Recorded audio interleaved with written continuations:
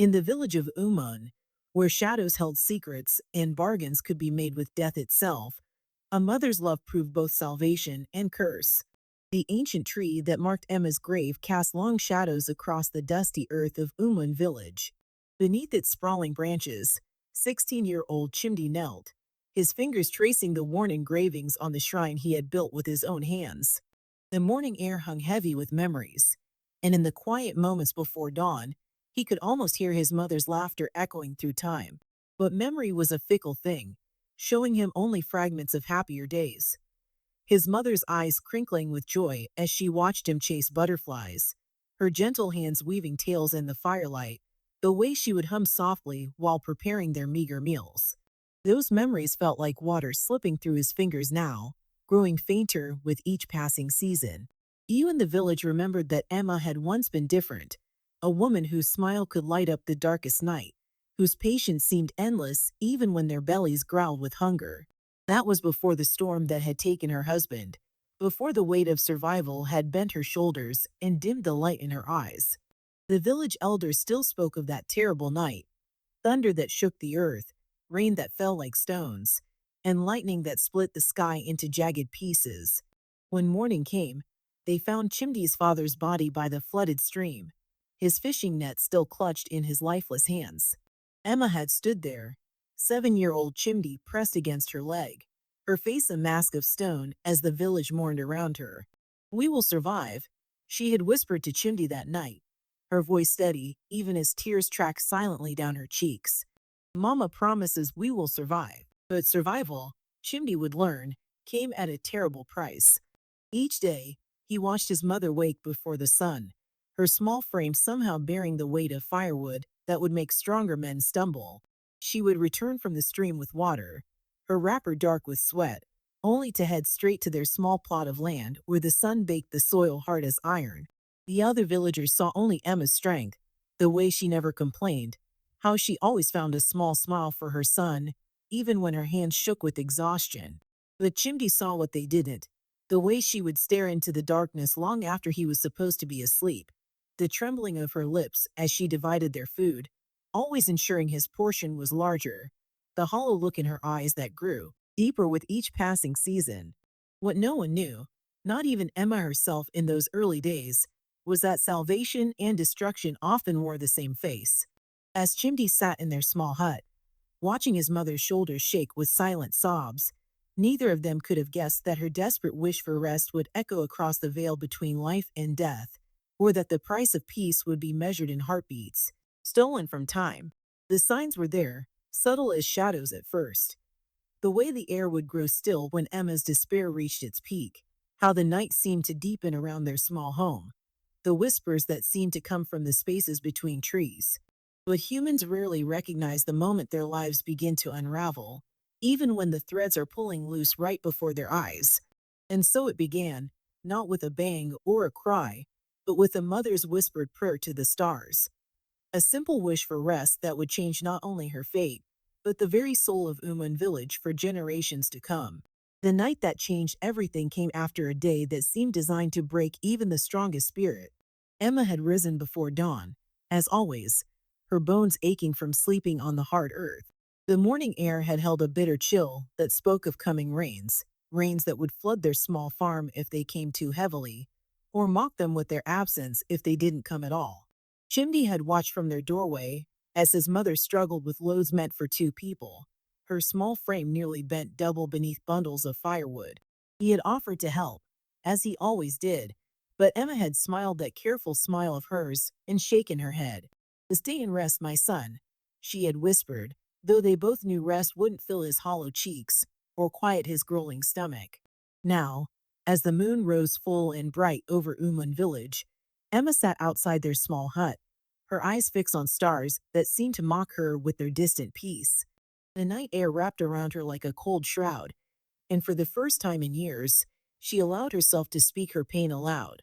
"I just need one day to rest," she whispered to the uncaring sky. "One day without pain, without hunger, without sorrow." The words fell from her lips like stones into still water, creating ripples in the fabric of reality that neither she nor anyone else in the sleeping village could yet perceive. The change came gradually at first, a subtle shifting in the air, as if the night itself had drawn in a deep breath and held it. The familiar sounds of the forest, the chirping crickets, the distant call of night birds, the rustle of leaves in the breeze, fell into an unnatural silence. Emma felt the change in her bones, a deep ancestral warning that made her heart quicken and her skin prickle with ancient fear. At the edge of the forest, where the shadows lay thickest, something began to take shape. It started as nothing more than a deeper darkness, a void in the shape of purpose. But as Emma watched, unable to look away, it gathered substance like dew collecting on a spider's web. The figure that emerged was tall and elegant, wrapped in shadows that seemed to drink in the moonlight. "You called for me," it said, its voice like silk sliding over stone. The words seemed to come from everywhere and nowhere at once, bypassing Emma's ears to echo directly in her mind. Emma's heart thundered in her chest, but she didn't run. Perhaps it was exhaustion that kept her rooted to the spot, or perhaps it was the strange sense that this moment had been waiting for her all along. "Who are you?" she asked, her voice surprisingly steady. "I am Death," the figure replied simply, as if discussing the weather. "And you, Emma of Umun, have been calling to me for longer than you know." A small, hysterical laugh bubbled up in Emma's throat. "Death? Have you come to take me then?" She was surprised to find the idea didn't frighten her as much as it should. "No," Death replied. And was it Emma's imagination? Or did she detect a note of gentle amusement in that otherworldly voice? "I have come to offer you what you asked for, rest." The figure glided closer, its movements liquid smooth, like shadow given form. "You can borrow death for a time," it explained. "One day of perfect peace, of dreamless sleep, of freedom from all your burdens. When the day ends, you will return to life, refreshed and renewed." Emma's mind raced with questions, but one rose above all others. "Just one day." To start with, Death agreed, and now there was definitely something like a smile in its voice. "Think of it as a taste, a small respite from the weight you carry. But remember, Emma of Umun, death is not a toy to be played with. Borrow me too often, and I may decide to keep you." Emma's thoughts turned to Chimdi, sleeping peacefully inside their hut. "And I will wake up, you promise?" "Death does not lie," the figure said simply. "One day of peace, and then you return. The choice is yours." In the silence that followed, Emma could hear her son's soft breathing from inside their home, could feel the bone-deep exhaustion that had become her constant companion, could taste the bitter tang of desperation that had led her to this moment. She thought of all the days stretching ahead of her, endless days of struggle and hunger and fear. Just one day of rest. Just one day to gather her strength. "Yes," Emma whispered, sealing her fate with a single word. "I accept." Death raised a shadowy hand, elegant fingers extending toward her forehead. "And then sleep, Emma of Umun. Sleep and no peace." The last thing Emma saw before darkness claimed her was the moon, hanging full and bright in the sky, witness to a bargain that would echo through generations to come. As consciousness slipped away, she didn't hear the whisper that rode the night wind. "Remember, little one, everything has a price." The morning after Emma's first bargain with death, the villagers of Umun witnessed what they believed to be a miracle. They had found her seemingly lifeless body at dawn, their cries of grief piercing the morning air, until she drew a sudden, shuddering breath and opened her eyes, as if awakening from nothing more than a deep sleep. The native doctor had stood in thoughtful silence, watching her revival with knowing eyes, but he kept his suspicions to himself. Some truths, he knew, were better left in shadow. For Emma, that first taste of death's peace was like cool water to a parched throat. In that borrowed darkness, she had found what her weary soul had been craving: perfect stillness, complete absence of pain, a void where hunger and worry could not reach. When she returned to life, her body felt lighter, her mind clearer. For one brief moment, she believed she had found the answer to her prayers.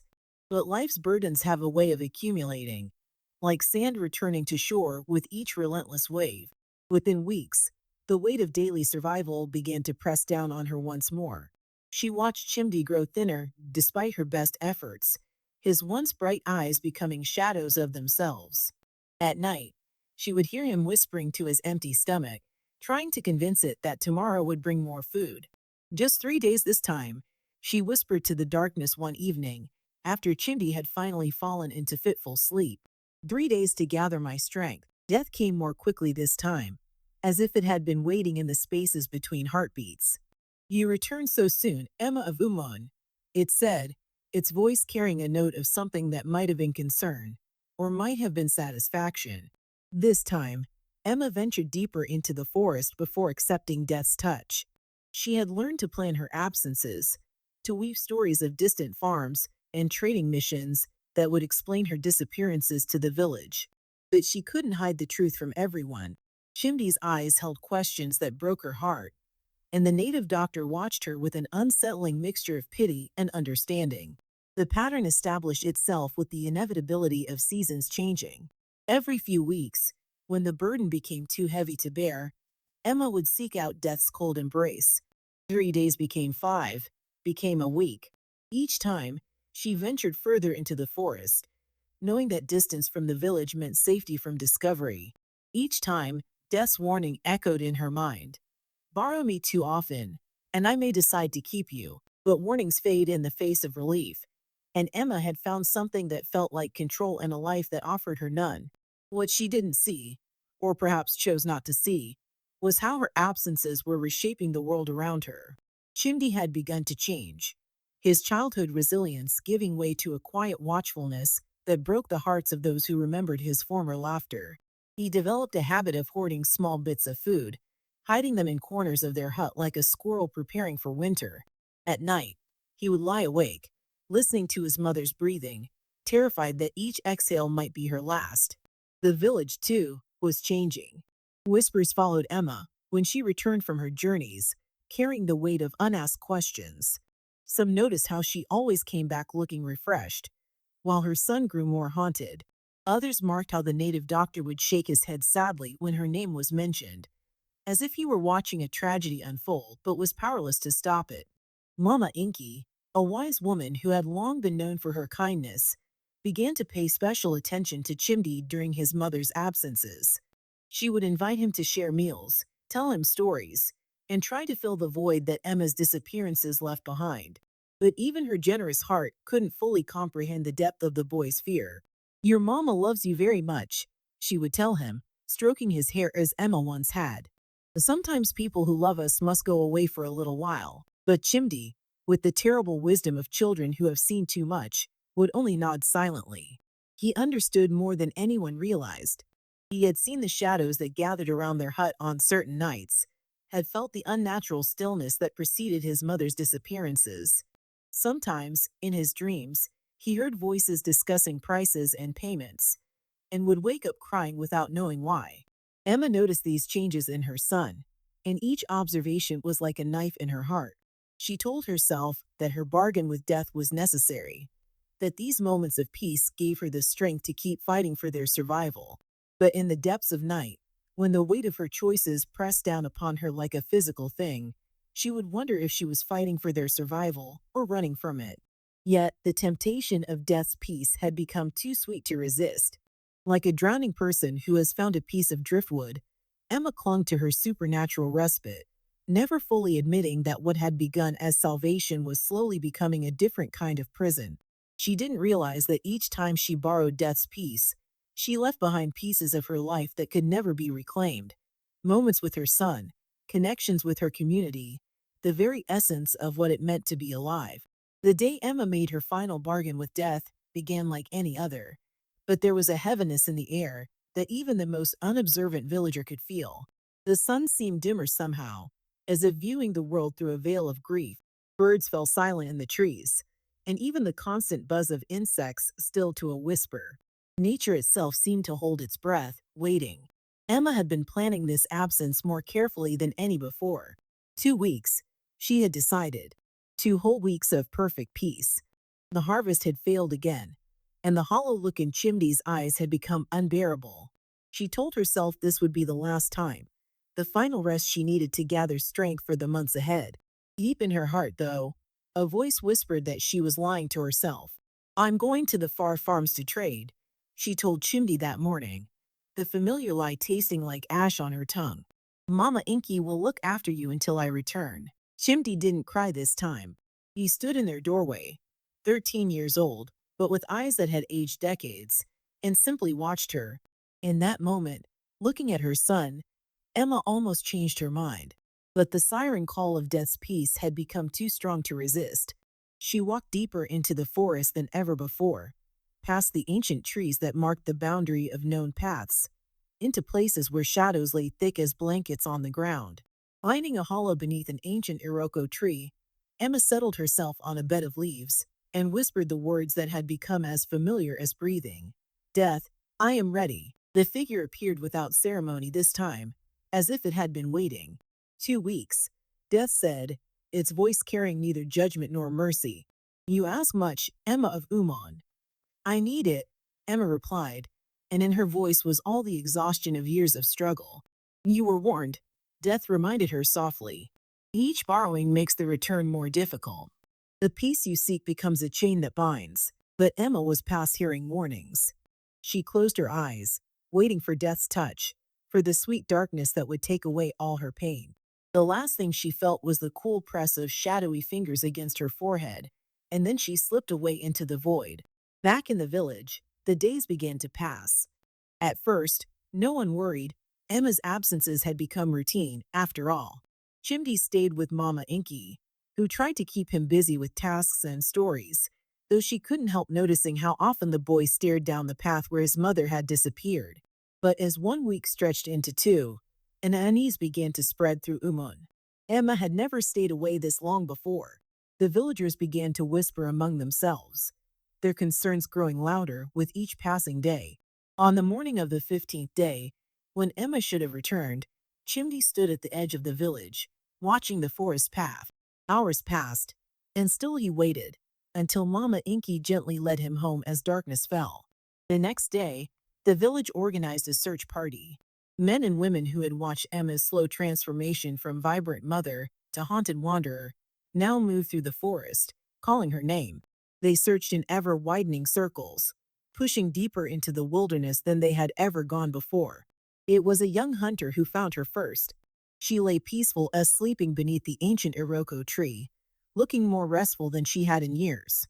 But when he touched her hand, her skin was cold as river stones in winter. The village's native doctor came to where they had found her, his ancient eyes taking in the scene with deep sadness. He knelt beside Emma's body, placed his hand on her forehead, and closed his eyes. In the spirit realm, he saw the truth, saw the bargain she had made, the peace she had borrowed at too high a price, the chains of her own making that now bound her to death's realm. Her spirit is gone, he announced to the gathered villagers, his voice heavy with the weight of understanding. Death has claimed what was borrowed too often. A wail rose from the crowd. Chimdi had followed the search party, despite being told to stay behind. He fell to his knees beside his mother's body, his small hands clutching at her cold fingers. Mama, he sobbed. Mama, wake up. You promised you'd always come back. The native doctor placed a gentle hand on the boy's shoulder. She borrowed death's peace too many times, child, he explained softly. Each time, the thread connecting her spirit to life grew thinner, until finally, it broke. The villagers stood in shocked silence as understanding dawned. The mysterious absences, the inexplicable returns, the way Emma would disappear into the forest and come back looking renewed. It all made terrible sense now. Their whispers had held more truth than they knew. As they prepared to carry Emma's body back to the village, a cold wind swept through the forest. For just a moment, those present would later swear they heard something like a sigh in the rustling leaves, and the shadow of regret in the whisper of the trees. Death, it seemed, took no pleasure in claiming its due. In the days following Emma's death, grief settled over Umun village like a heavy mist, seeping into every corner, touching every heart. But nowhere did it weigh more heavily than in the small hut where Chimdi now sat alone, surrounded by the echoes of his mother's presence. Her cooking pot still hung from its hook, her sleeping mat still lay rolled in the corner, and her scent still clung to the wrapper she had left behind. All these ordinary things now transformed into relics of loss. It's my fault, he whispered to the empty air, words he had been holding inside since they brought his mother's body back from the forest. If I hadn't been such a burden, if she hadn't had to work so hard for me. His voice broke, tears falling onto the dirt floor where they disappeared like his mother's promises into dust. Mama Inky, who had taken to checking on him every few hours, found him like this. The wise woman stood in the doorway, her heart breaking at the sight of the boy's hunched shoulders, the way his small frame seemed to collapse in on itself with the weight of inurned guilt. "No, my child," she said softly, crossing the room to kneel beside him. "Your mother's choices were her own." She gathered him into her arms, feeling him resist for a moment before collapsing against her, his sobs shaking them both. "She loved you with every breath she took. It was not your presence that drove her to seek death's peace, but her own demons that she couldn't fight alone." Outside the hut, the village was struggling with its own guilt. Neighbors who had watched Emma's struggle in silence now gathered in small groups, their conversations heavy with regret. "We should have seen," they said to each other. "We should have helped more." The native doctor moved among them, his ancient eyes holding both wisdom and sorrow. "Guilt," he told them, "is a shadow that darkens the heart without lighting the path forward. We cannot change what has passed, but we can learn from it. Emma's story is now our story, and what we do with it will determine its meaning." In the evenings, when the day's work was done, the villagers began to gather. At first, they came together to share memories of Emma, the young mother who had danced at festivals, the widow who had carried double loads without complaint, the woman who had somehow slipped away from them one borrowed death at a time. But gradually, their conversations turned to the living, to the needs that had gone unspoken, to the burdens that others might be carrying in silence. Mama Inky, who had always been known for her generosity, spoke with quiet authority at these gatherings. "Emma's pain was private," she said, "but our response to it must be public. No one in Umun should ever again feel so alone that they would bargain with death for peace." The truth of her words struck deep, and the village began to change. Families who had extra food started sharing without being asked. Those with strength helped those whose burdens had grown too heavy. The women organized themselves into groups, taking turns to help each other with the heaviest tasks. They began to understand that community was not just about living side by side, but about carrying each other's weights. But the most profound change was happening in Mama Inky's compound, where Chimney had come to live. She watched the boy struggle with his grief, saw how he would sometimes stand at the edge of the forest, staring into its depths as if trying to understand what had called his mother away. At these times, she would quietly join him, not speaking, just being present until he was ready to turn away from the shadows. "Your mother was not weak," she told him one evening, as they sat shelling peas together. "She was very strong, but sometimes the strongest people forget that it's okay to lean on others." She paused, watching his face carefully. "And Chimney, it's okay for you to lean too. You don't have to carry this alone." Slowly, like a flower turning toward the sun, Chimney began to emerge from his grief. He started helping Mama Inky with her daily tasks, at first mechanically, then with growing interest. She noticed how he would watch her hands as she prepared herbs for healing, how he would listen intently when she explained which plants could ease pain or calm a troubled spirit. "Your mother sought peace in death," she told him, "but there are many ways to find peace in life. Sometimes it's in helping others carry their burdens. Sometimes it's in letting others help carry yours." The village children, who had at first kept their distance, unsure how to approach his grief, gradually began to include him in their games again. They were gentler with him now, somehow understanding that he carried something heavy that they couldn't see but could help him bear. One day, a small girl fell and scraped her knee near Mama Inky's compound. Before anyone could react, Chimney was there, carefully cleaning the wound and applying the healing paste just as he had seen Mama Inky do. The child's tears stopped as he worked, replaced by curious interest in his gentle movements.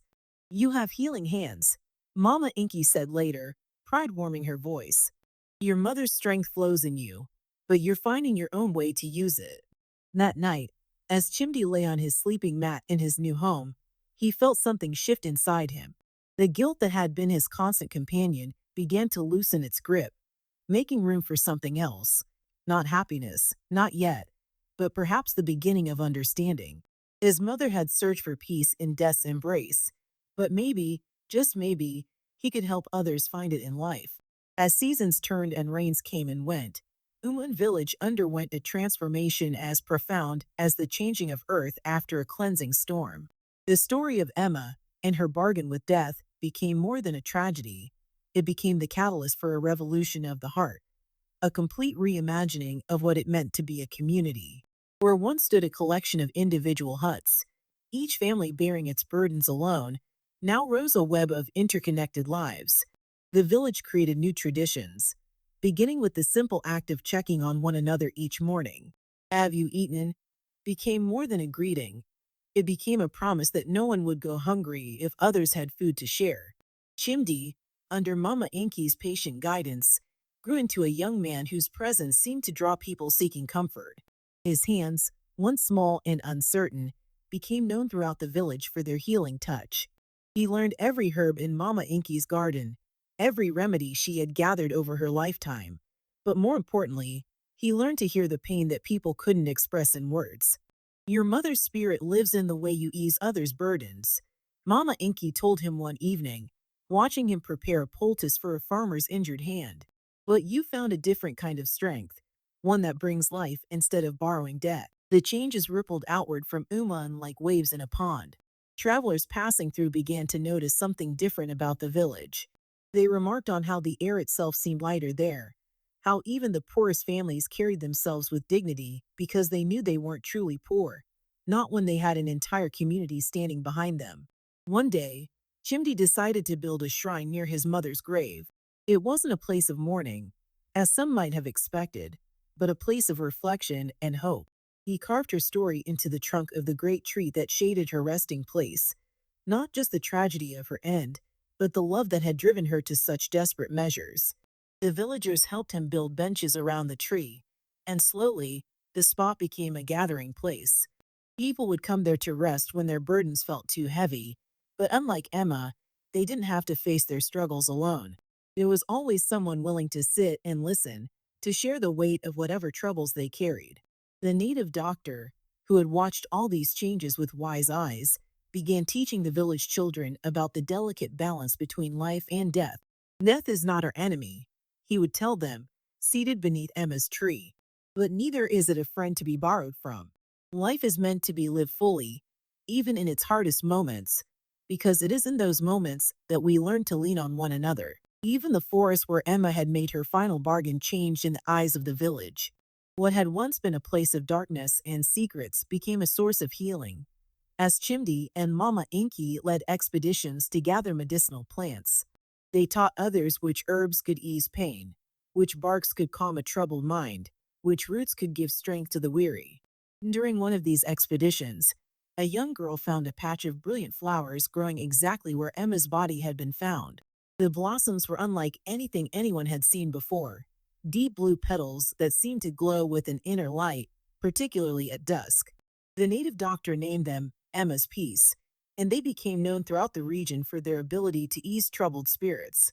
The village's transformation drew attention from neighboring communities. Other villages sent representatives to learn how Umun had created such a strong support system. Chimdi, though still young, found himself teaching others what his mother's story had taught him, that the deepest peace comes not from escaping life's burdens, but from sharing them. One evening, as the sun set behind Emma's tree, Mama Inky sat with Chimdi, watching children play in the gathering dusk. "Your mother's story could have ended with sorrow," she said softly, "but look what has grown from it instead. Sometimes the greatest gifts come from our deepest wounds." Chimdi nodded, understanding now what he couldn't have comprehended as a child. His mother's bargain with death had been born of love and desperation, but from that tragedy had sprung something extraordinary, a community that had learned to hold each other up, to share not just resources, but strength itself. "We all have a little bit of death's peace in us," the native doctor had once told him, "but we also have life's strength. The trick is knowing which to share and which to keep." These words became another part of Emma's legacy, a reminder that while death's peace was solitary and cold, life's struggles and joys were meant to be shared. Years passed, and the story of Emma and her bargain with death became legend, not just in Umun, but throughout the surrounding lands. It was told in different ways, sometimes as a cautionary tale, sometimes as a story of transformation, but always with the understanding that within its threads lay a truth as vital as breath itself. Travelers would go out of their way to visit Emma's shrine, now a place of extraordinary beauty. The great tree had grown even larger, its branches spreading wide like protective arms over the benches below. Emma's peace flowers bloomed year-round, their ethereal blue petals a reminder that beauty could grow from the darkest moments. But more remarkable than any physical change was the spirit of the place, and of Umun itself. Chimdi, now a grown man with healing hands and gentle wisdom, had become the keeper of both the shrine and his mother's story. On quiet evenings, he would sit beneath the great tree, sharing his mother's tale with those who came seeking understanding. His voice, deep and steady, carried the weight of experience, but also the lightness of hard-won peace. My mother sought rest in death's embrace, he would tell them, but her story taught us to find peace in life's connections. She carried her burdens alone because she thought she had to. We carry ours together because she showed us what happens when we don't. The native doctor, his hair now white as river foam, had trained many students over the years, but none quite like Chimdi. Together, they had developed new ways of healing that treated not just the body's ailments, but the heart's wounds as well. Their methods spread from village to village, creating a network of healers who understood that the greatest medicine often came from the simple act of being present for another's pain. Mama Inky, though bent with age, continued to be the village's heart. She had raised Chimdi as her own, but her influence extended far beyond one child. Every person in Umun, and many from beyond, had felt the touch of her wisdom, the warmth of her care. She had shown them how to turn tragedy into strength, sorrow into connection. Life and death are not enemies, she would say, her old eyes twinkling. They are two hands holding the same precious gift. Emma's mistake wasn't in seeking peace. It was in thinking she had to find it alone. The village itself had become a living testament to this truth. No hut stood isolated anymore, paths worn smooth by caring feet connected every home.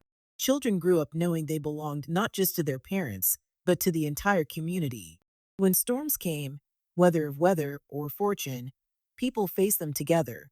Even death, it was said, looked upon Umun differently now. On certain nights, when the moon hung full and bright as it had on that fateful evening of Emma's first bargain, some claimed they could feel a presence in the shadows of the great tree, not menacing, but thoughtful, as if death itself was learning from the story it had helped create. The most powerful legacy of Emma's tale, however, lived in the small, daily acts of kindness that had become as natural as breathing to the people of Umun. A neighbor bringing food to a struggling family, a stranger being welcomed with open arms, a worried mother finding a whole community ready to help her child. These were the real miracles that had grown from one woman's desperate bargain. We all face moments of darkness, Chimdi would tell those who came seeking counsel. But in Uman, we've learned that the answer isn't to borrow death's peace. It's to borrow each other's strength, to share each other's burdens, to hold each other up when the weight becomes too much. And so Emma's story continued to live and grow, changing with each telling, but always carrying the same essential truth, that in a world where sorrows and joys walk hand in hand, the greatest peace comes not from escaping life's struggles, but from facing them together. Her bargain with death had ended in tragedy, but from that tragedy had bloomed something beautiful, a community that understood the true meaning of life's most precious gift, the ability to be there for one another, in darkness and in light. As the sun set over Umun each evening, casting long shadows through the branches of Emma's tree, her legacy lived on in every shared meal, every offered hand, every moment of connection between people who had learned that the greatest defense against life's hardships was not escape, but love. In the end, Emma had found the peace she sought, not in death's cold embrace, but in the warm, living heart of the community her story had helped create.